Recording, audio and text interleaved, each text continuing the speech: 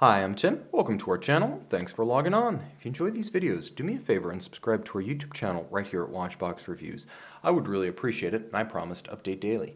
If you love this watch, you can see it and you can purchase it on our website, thewatchbox.com. Today, we're discussing the late, great Roger Dubuis Sympathie 37 Perpetual Calendar, a timepiece in rose gold that features a combination of Besancon Observatory chronometer status, perpetual calendar complication, and Geneva Hallmark on its complicated caliber. This is a watch that's also quite beautiful with that florid, extravagant, almost indescribable polymorphic form of the original Sympathy case.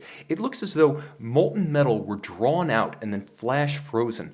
And the timepiece is easy to wear at 37 millimeters in diameter, and despite the complexity, automatic winding with a perpetual calendar, only 8.9 millimeters thick with a nicely sloped case flank.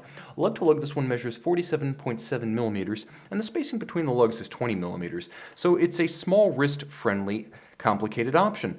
It's also a timepiece that nicely references Dubuis' own career as the combination of Breguet numerals and dimple-style seconds track reference Patek Philippe, alongside the perpetual calendar module, which references Dubuis' work with Jean-Marc Vidirect of Agenor, but I'm getting ahead of myself. The strap is a handsome piece. It's thin, it's flat, it's unbolstered, it has a large rectangular scale alligator leather and a semi-gloss finish with a medium brown and a monotone stitch. Calfskin on the underside. You can see that this is a Camille Fournet aftermarket strap, so full disclosure, this one comes from the OEM supplier of Jaeger-LeCoultre. It's not a Dubuis factory strap, but it's a handsome piece.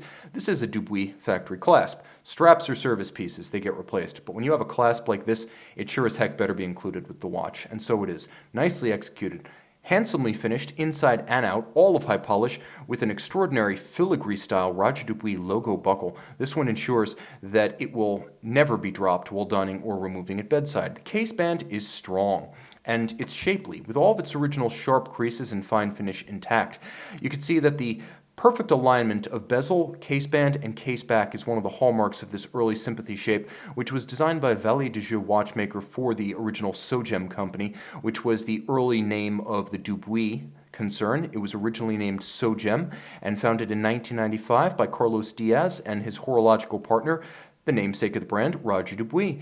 One of the most distinctive forms of this case is actually its florid shape, but its finish, as the vertical satin grain along the sides gives it both a muted, matte tone and an unusual take on caseband execution, as most will feature polish or a linear horizontal satin grain. You can see screw-fixed lugs, quite secure.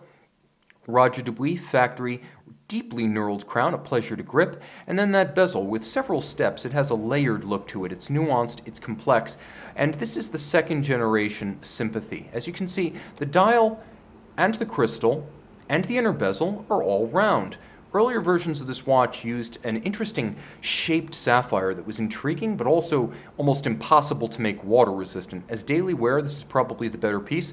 The originals are considered to be a bit more collectible, but then again, if you can find a second generation Sympathy with a perpetual calendar, you are once again a leg up on the competition. And this does feature the perpetual calendar system, a collaboration between Dubuis and his erstwhile collaborator with the Harry Winston project, Jean-Marc Vidirect, later of Agenor. It's a complicated perpetual system that is able to accommodate all irregular length months as well as leap years, and you actually have a handsome leap year indicator in a quirky position, roughly 240 on the dial. It will turn green during the leap year. Radial date, you have a crescent style moon phase with a wonderful midnight cobalt blue sky and gold leaf moon. You also have a 122-year adjustment interval for that moon phase, so you're pretty much going to set it and forget it. Aperture style, day as well as month, and then a sensational guilloche cut to that dial.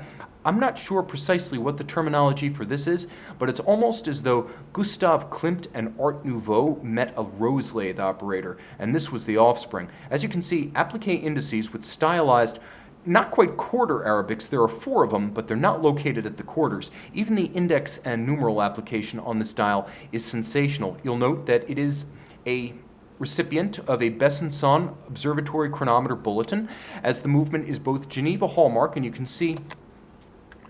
see as much on the base plate of the caliber. It is both Geneva Hallmark and a French Besancon Observatory chronometer. The difference between Besancon and the COSC is that Besancon tests the full watch, not the bare movement. Now, back to the case back, you can see that the movement is based on a Longines L990.1, an ultra-thin 44-hour unidirectional winding automatic caliber that features twin mainspring barrels for a very even torque release from max to minimum. 25 joules. You can see linear Côte de Genève laid down with abrasive wheel.